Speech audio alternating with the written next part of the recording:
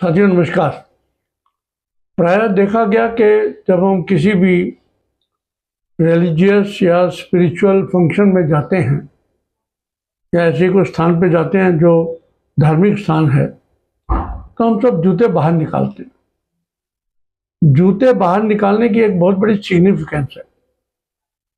आम भाषा में कहा जाए तो इससे हम अपने जूतों के नीचे लगी हुई गंदगी को, डस्ट को या कीचड़ को या जो भी गंदगी बाहर सड़कों से आ रही होती है उसको उतार के बाहर छोड़ के हम अंदर एक अच्छी जगह पर जा रहे हैं, स्पिरिचुअल जगह पर जा रहे हैं, भगवान के घर पे जा रहे हैं। एक बात वो तो हो गई कि हम हाइजीन का ध्यान रख रहे हैं, बीमारी ना फैले उसका ध्यान रख रहे हैं, और एक जो स्थान की पवित्रता है उसको मेंटेन कर रहे हैं। इसके साथ साथ ही इसके ऊपर रिसर्च के अंदर बोला गया कि ये एक डीप स्पिरिचुअल सिग्निफिकेंस वाला इशू है, जिसमें कि हम कई चीज़ों को बाहर छोड़कर अंदर जाना चाहते हैं। यानी कि जिसमें अगर आप कहें कि हम एक अपनी ईगो को बाहर छोड़ के जा रहे हैं, या अपना प्राइड को बाहर छोड़ के जा रहे हैं, या सेल्फलेसनेस को बाहर छोड़ के जा रहे हैं। यानी कि ये जितने एविल्स हैं, जितनी हमारे दिमाग की एक भ्रांतियाँ हैं, तो वो इन स्थानों पे जाने का मतलब ये हुआ कि हम सब बराबर हैं।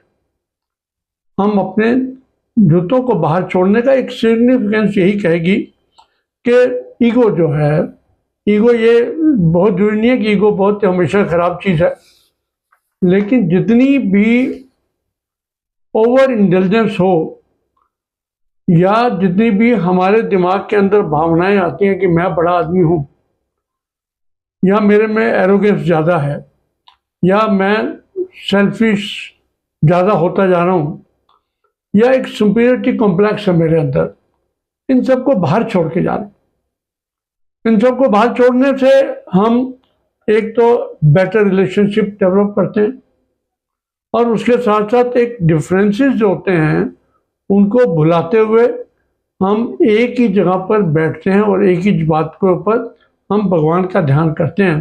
तो मुझे लगता है कि ये एक जो भी पुराने ज़माने में, पुराने समय से हमारी पद्धति के अंदर चली जा रही है प्रथा, उसके बहुत ही मायने हैं, डीप स्पिरिचुअल और आपके दिमाग को एक सेटल करने वाली चीज़ें हैं कि हम बाहर शूज को उतार के जा रहे हैं।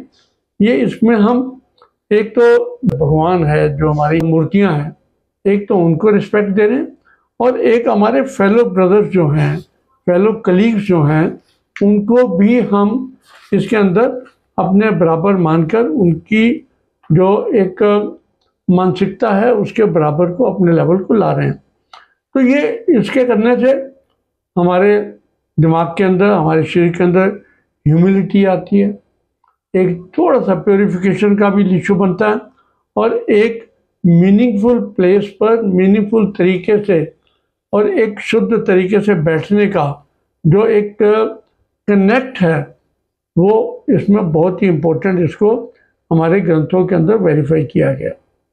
जहाँ तक मैंने हाइजीन की बात की, तो हम देखते हैं कि जब कहीं से भी आ रहे होते हैं, मान लो हम ज़मीन पे बैठने गए, तो जूते लेकर ज़मीन पे बैठे या दरी पे बैठे, तो एक दूसरे को हम जूते का अपना तला भी दिखा रहे होते हैं।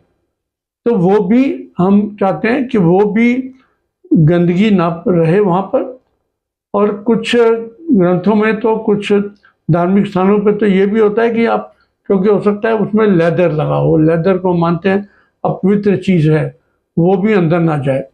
और गुरुद्वारों में तो आपने देखा होगा कि वो तो आपके सॉक्स, आपकी जुराबों तक को बाहर उतारने के लिए निवेदन होता है उनका, क्योंकि आपने जूते उतारे और जुराबें नहीं उतारी तो कई लोगों के पैरों से बदबू और उनके जो बैठने वाले लोगों को उससे एक तरीके की नेगेटिविटी पैदा होती है। तो इसलिए वो कहते हैं कि आप सॉक्स भी उतारो और उसके बाद बहते पानी के अंदर अपने पैरों को धोकर गुरुद्वारे के अंदर प्रवेश करो। मैं मानता हूँ कि एक बहुत ही बड़ी सोच है कि ना तो हम गंदगी को लेके जा रहे हैं और ना ही हम अपने पैरों की बदबू को अंदर लेके जा रहे हैं, ताकि जो एक हमारी डिवोशन का एक माध्यम है, एक स्पिरिचुअलिटी का माध्यम है, हम उसको बहुत अच्छे तरीके से हम उसको मेंटेन करें और दूसरों को भी ये आदत सिखाएं। तो साथियों, ये एक केवल एक भ्रम नहीं है कि हमने जूते बाहर उतारे अंदर चले गए। एक बहुत ही हमारे पुराने बुजुर्गों ने सोच समझकर इस सिस्टम को लागू किया।